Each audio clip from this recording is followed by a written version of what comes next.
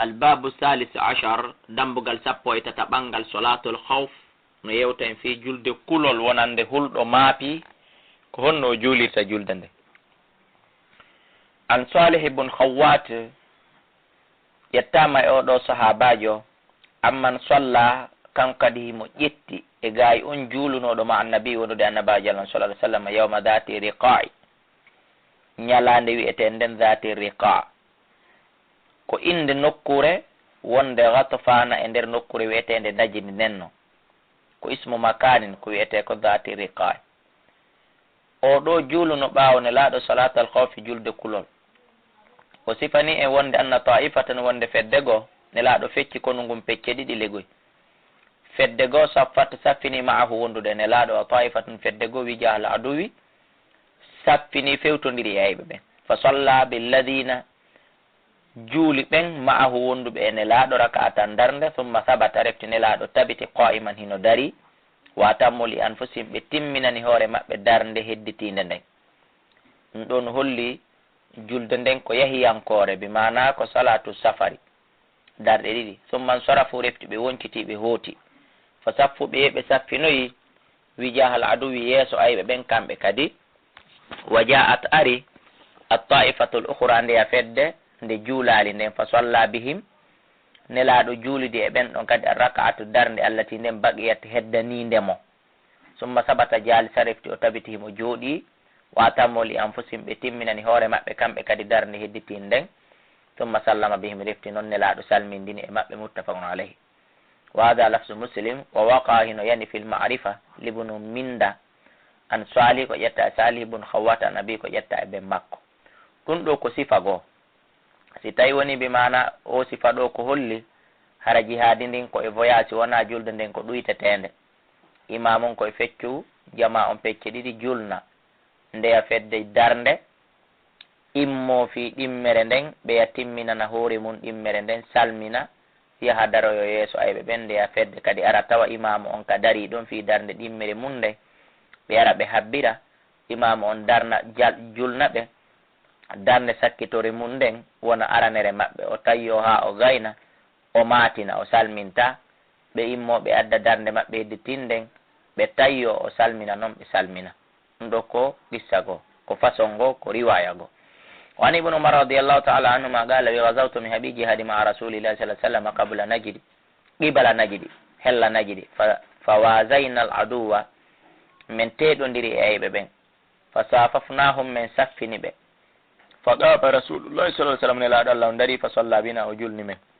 كونو من ورنو دون كد فقامت امي طائفه فدغو ما وندو دين لال واغبلت fewtiti ta'ifatun fedde go alal addu e yeeso ay ɓen toujours riwayaji ɗin koyo jama fecce pecce ɗiɗi ɓe juulide imam ɓe wona yeeso ay ɓe yeddodiraka waraka a o juulidi bi man ma o ɓe wonduɓe o ruƴƴidi o waɗi ruku ɓe wonduɓe e makko wa sajada o waɗi sujudu sajada tani sujudeji ɗiɗi tumman sarafu refti ɓe wonciti e makana ta'ifa ɓe wontoyi e place nden fedde allati nde lamtu sallinde juulali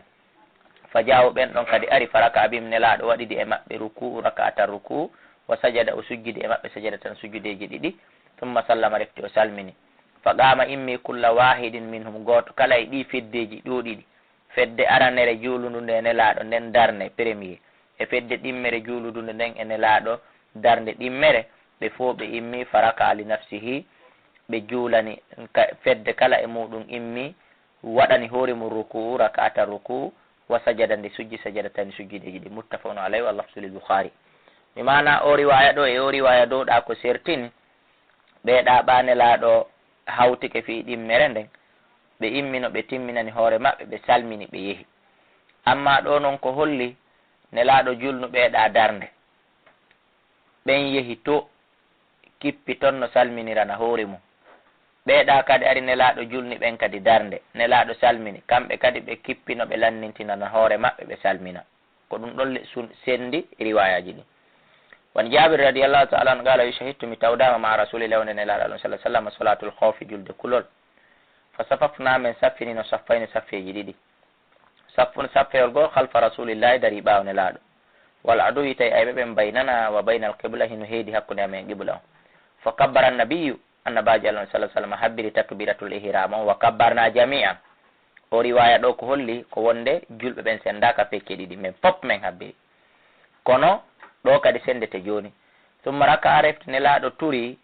wa raka'ana jami'an men fo min turi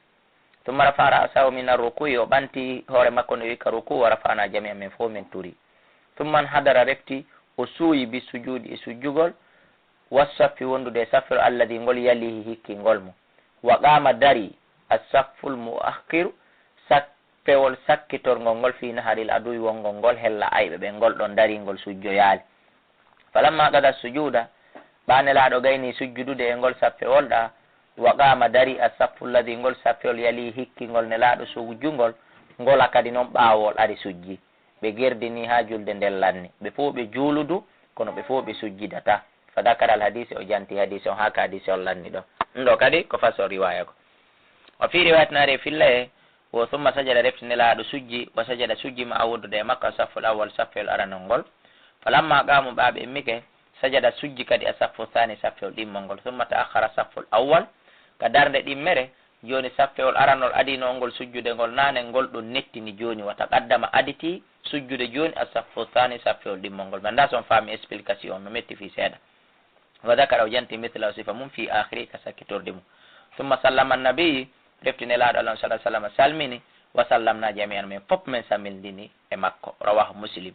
wali abi dawud an ibnu iyash az-zarqi mithlu sifa o hadisa wa zada o ɓeydi tum annaha wonde no ndi jihadi kanata bi usfana wo kaka wiyete usfana ɗon ko jihadi usfana ndin woni ko o explication ɗo waɗi walin nasa'i ƴettama e nasa'i min waji akhara bange go harana gotum e ɗum ɗo an jabir hara ko ƴetta e jabir radiyallahu anhu anna nabiyya wonde annabaji allah sallah sallama salla o juuluduno bi ta'ifatin e fedde gomin ashabi immorde sahaba e makko ɓe rakatani darɗe ɗi thumma sallama refti o salmin summa salla refti o julni bi akharayni ɓe aydan kadi rakatani darɗe ɗiɗi summa sallama refti o salmin ɗo no holli nelaɗo waɓutu goton haray ɓe waɗi salminagoji ɗiɗi wa mithlu sifa o hadise li abi dawuda no ka abi dawuda an abi bakri ko ƴetta abou bakri wano hudayfata radiyallahu taala anhu anna nabiyya sallallah alih w sallam salla ɓe juuli salatal khawfi julde kulol ɓe julni bi hawla e ɓeeɗa rakatan darnde bi hawla e ɓeeɗa kadi rakatan darnde walam yagudu goto e maɓɓe yo ɓaano ɗo kadi ko façon ngo rawa ahmadu wa abou dawud wannasa'i wa sahaw ibnu hibbana wa mithlu inda ibnu khuzaima an ibnu abbas radiallahu taala anhuma wa an ibnu umar ƴettama abdoullah ibnu umar radiallahu taala anhuma qala wi qala rasulullah sa sallam nelaɗo maki salatul khawfi he ko wiyete kon julde kulol raka'atun ko darnde ala ayi wajihin kana e dow none wo alhaali on no wayiri rawahu lbazar bisnadin daifin wano ƴettama e makko marfu an hadis on ko waɗaɗo marfu ɓenni julde kulol laysa fi salati l khawfi ala e julde kulol sahawun gejji bimana sujjugol sujudu qabla ma baada julde kulol ɗum ala nder ton par ce que iɗen andi ɓen wonɓe juulude ɗon ɓe hoolaki ɓe tabita ɓerde maɓɓe deeƴa haqqille maɓɓe ɗen jooɗaki sen inni si ɓe falji ɓe ɓeydi ɗon goɗɗum ma ɓe acci goɗɗum ɓe sujje qabla ma baadu no gasa e nder on sujudu ɗon kadi tigiri ɓe faljay ko sujjante kadi imana ɓe ñallay sujjude ɗon ko aden tawɗo no deeƴi haqqille makko ɗen no tabiti o jooɗike e welsindaari e miijoji aduna ha o ɓeyditi goɗɗum ma o bonni goɗɗum ko on ɗon fawete sanction sujjugol qabla ma baada amma julde kulol mortarnde hoy ko waɗete ton kon haray no yaafa si on tigi salmini yo eto no timminira farilla hunkun so salmini yo nangodiri e ɓe ɓen sujudu sahwi kala ko bonni toon haray ɗum ɗon hino yaafa wallahu ala wa alam akhrajahu daraqutni bisnadin daif haray musidɓe julɓe ko raɓɓiɗi kon ko ɓuri yaadude kon e aya qur'an on ka suratu maida ɗon andi mi waɗino tafsiru on ka e on aya tafsir fi julde kulol en waɗino ɗum ka tafsiru qur'an kala mo jentaki tafsiru qur'an on yo ɗaɓɓutu tafsir qur'an on e tafsir bulughul maram on koko jogodiri la budda min al qur'ani wa sunna ko qur'an on e sunna ko kañi ɗiɗi woni peere ɗo explique ton mi mana ko raɓɓiɗi kon o julde kulol imam on koye feccu jama on pecce ɗiɗi si tawi julde nden kaka gasete ɗuytede koye voyage o julna ɓeeɗa darnde o julna ɓeeɗa darnde si tawi woni kaka juulete timmine darɗe nayyi o julna ɓeeɗa darɗe ɗiɗi o julna ɓeeɗa darɗe ɗiɗi so julni ɓeeɗa darɗe ɗiɗi o tawyo o immo fi darnde tataɓere nden ɓeya immo timminana hoore mum ɗiɗije ɗen salmina hoota to imamu daro ha hitande ndeya fedde ari wo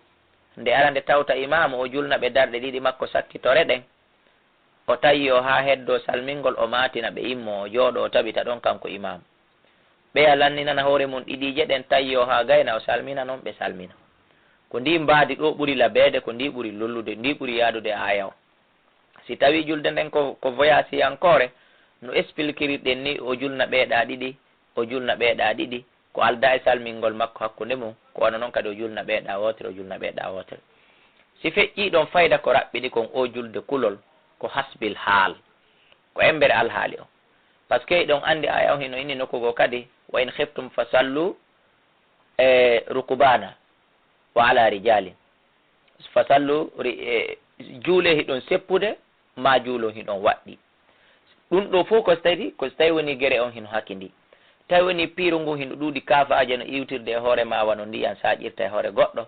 haray kala koyo wakko ngal ɓuri ndaara no juulirana kono dow julde nden nde yaafetake fewmarɗo haqqille labudda juulugol waɓu toon wona yo feƴƴu